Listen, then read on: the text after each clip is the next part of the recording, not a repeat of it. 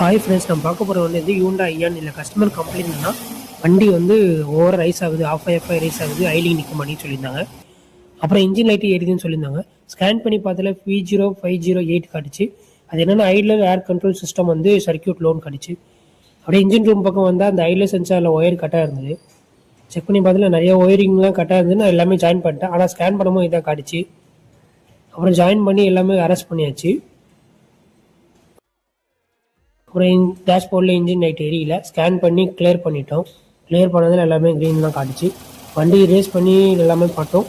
வண்டி நல்லா ஐலிங்கும் நின்றுச்சு, ஒன்றும் ப்ராப்ளம் இல்லை.